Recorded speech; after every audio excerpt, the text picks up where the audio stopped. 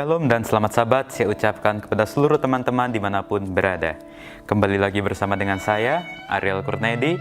Dan pada hari sahabat ini kita akan kembali untuk mempelajari pelajaran sekolah sahabat kita di kelas Cornerstone. Dan puji Tuhan, pada hari sahabat ini kita telah tiba di pelajaran kita yang ke-7 dengan judul Hari Ketika Iblis Pergi ke Gereja. Ayat intinya diambil dari dalam kitab Markus pasal yang pertama ayat 27. Demikian firman Tuhan.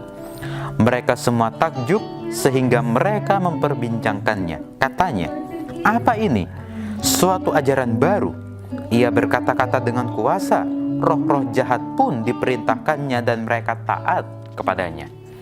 Nah teman-teman, pada hari Sabat ini kita masih mempelajari kisah daripada pelayanan Yesus ketika ia ada di dunia ini. Ketika Yesus dia tiba di Kapernaum, maka setelah hari Sabat mulai, Yesus segera masuk ke dalam rumah ibadat dan mengajar. Dan di dalam rumah ibadat itu, Yesus mengajar dengan dipenuhi oleh kuasa Roh Kudus. Sehingga pengajaran Yesus itu membawa dampak yang sangat besar, membawa pengaruh yang sangat besar kepada orang-orang, sehingga orang-orang takjub akan pengajaran daripada Yesus. Nah, Yesus mengajar oleh karena dia dipenuhi oleh kuasa Roh Kudus. Maka ketika dia mengajar, pengajarannya itu, metode pengajarannya itu berbeda dengan orang-orang Yahudi, berbeda dengan imam-imam dan juga ahli-ahli Taurat pada saat itu. Sehingga orang-orang merasa heran dan mereka merasa takjub. Sehingga Yesus pada saat itu sangat disegani di dalam rumah ibadat. Nah, tetapi di tengah-tengah daripada perbaktian mereka, di tengah-tengah daripada pengajaran Yesus itu, di dalam rumah ibadat itu, ada seorang yang kerasukan roh jahat. Nah, orang itu, dia berteriak kepada Yesus, "Apa urusanmu dengan kami? Hai Yesus, orang Nazaret, engkau datang hendak membinasakan kami? Aku tahu siapa engkau, yang kudus dari Allah." Luar biasa. Orang yang kerasukan setan pun tahu bahwa Yesus itu adalah orang yang hendak membinasakan kuasa kejahatan itu. Adalah orang yang kudus, adalah orang yang berasal dari Allah. Jadi orang-orang pada saat itu pun merasa heran. Bagaimana bisa orang yang kerasukan setan ini bisa mengenal siapa Yesus itu? Tetapi Yesus menghardiknya. Katanya, "Diam, keluarlah daripadanya." Kemudian roh jahat itu dia menggoncang-goncangkan daripada tubuh orang yang dirasuki itu, dan sambil menjerit orang itu, maka roh jahat pun keluar daripadanya. Nah, mereka semua orang-orang yang ada di dalam rumah ibadat itu merasa heran, sehingga mereka memperbincangkannya. Katanya, apa ini? Sesuatu ajaran yang baru. Kok bisa roh jahat pun taat kepadanya ketika ia diperintahkan oleh Yesus? Dan berita tentang bagaimana Yesus mengusir roh jahat dari orang itu pun tersebar dengan cepat ke seluruh Galilea. Nah, teman-teman, apa yang boleh kita pelajari dari pelajaran kita hari Sabat ini?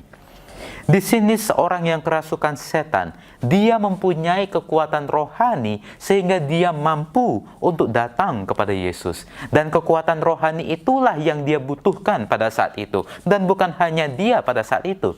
Kita pun pada saat ini juga membutuhkan kekuatan rohani itu. Untuk boleh apa? Untuk boleh tetap datang kepada Yesus. Sehingga dengan kekuatan rohani yang kita miliki itu, maka kita dapat mengalahkan kuasa kejahatan yang berusaha untuk selalu menggoda kita.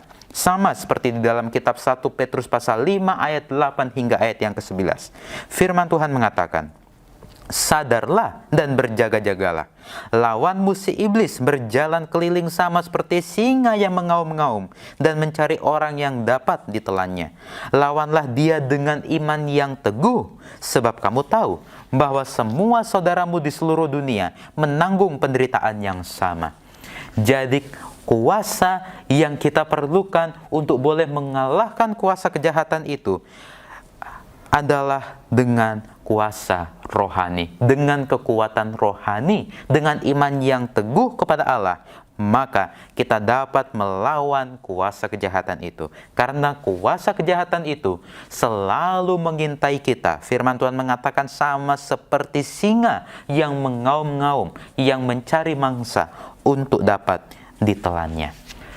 Jadi teman-teman, pada saat ini, di akhir zaman ini, kita sangat membutuhkan kuasa rohani itu, kekuatan rohani itu, untuk boleh tetap bertahan di tengah-tengah pencobaan yang kita alami pada saat ini. Sehingga dengan kita memiliki kekuatan rohani, dengan kita memiliki iman yang teguh, dengan kita memiliki kuasa Roh Kudus di diri kita, kita dapat selalu berjalan bersama dengan Tuhan untuk mengalahkan segala godaan, mengalahkan segala kuasa kejahatan yang selalu berusaha untuk mengintai dan menghancurkan, merubuhkan, dan juga menjatuhkan kita.